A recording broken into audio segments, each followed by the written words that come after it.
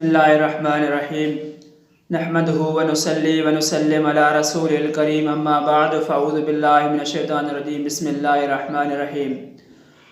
मुअज़्ज़िज़ सामईन व नाज़रीन इकराम, जियां त गुफ्तगू जॾहिं बि कजे त उन में सुठी का ॻाल्हि हुजे, सुठी ॻाल्हि ॻाल्हाइजे ऐं बाअदब गुफ्तगू हुजे। ऐं जेकॾहिं सुठी ॻाल्हि नथो ॻाल्हाए सघे त उन खां बहितर आहे त माण्हू ख़ामोश रहे, छो त ग़लति ॻाल्हाइण खां ख़ामोशी बहितर आहे। हबीब करीम सल्लल्लाहु अलैहि वसल्लम हिकु दफ़े पंहिंजे सहाबनि सगुरनि सां वेठा हुया।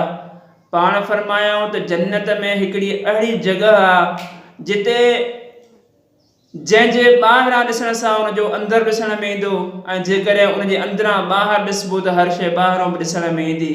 याने ॿाहिरां उनजो अंदरि ॾिसी सघिबो ऐं अंदरां उनजो ॿाहिरों बि ॾिसी सघिजे थो।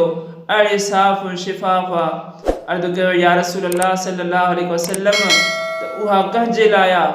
हबीब करीम सल्लल्लाहु अलैहि वसल्लम फरमायो त उहा उन्हनि शख़्सनि जे लाइ आहे जेके हमेशह सुठी ॻाल्हि कनि ऐं माण्हुनि खे खाधो खाराइनि ऐं लाॻीतो रोज़ा रखनि ऐं राति जो उथी करे अल्लाह तबारक व तआला जी इबादत कनि। उन्हनि जे लाइ इहा जॻह आहे जो अहिड़ी साफ़ ऐं शिफ़ाफ़ आहे। अॻिते हबीब करीम सल्लल्लाहु अलैहि वसल्लम ॿी हदीस बि इरशाद फरमाई। पाण फरमायूं त बहितर कम चवण जे लाइ, याने सुठी ॻाल्हि चवण खां चुप रहण खां सुठी ॻाल्हि करणु बहितर आहे। चुप रहण खां सुठी ॻाल्हि करणु बहितर आहे। पर जेकॾहिं ख़राबु ॻाल्हि करे थो उन खां बहितर आहे त माण्हू चुप रहे। याने जेकॾहिं का सुठी ॻाल्हि उनखे चवणी आहे, कंहिंखे ॿुधाए थो त उनखे बहितर आहे त उहा ॻाल्हि ॿुधाए, चुप न रहे। पर जेकॾहिं ॻाल्हाइण में हू ख़राबु ॻाल्हाए थो उन खां बहितर आहे त हू ख़ामोश रहे, चुप रहे। सो दोस्तो अज़ीज़ो, हबीब करीम सल्लल्लाहु अलैहि वसल्लम जे इन ॾसियल अहकाम ते अमल कयूं ऐं हबीब करीम सल्लल्लाहु अलैहि वसल्लम जी ज़बान अतहर हमेशह ख़ामोश रहंदी हुई। बल्कि ख़ामोश कीअं रहंदी हुई? हालांकि हबीब करीम सल्लल्लाहु अलैहि वसल्लम जी ज़बान मुबारक हमेशह ज़िक्र इलाही सां मसरूफ़ हूंदी हुई, पर हबीब करीम सल्लल्लाहु अलैहि वसल्लम जी ज़बान अतहर मुबारक ते कॾहिं बि अहिड़ा अल्फाज़ कोन हुया जेके ख़राब हुजनि।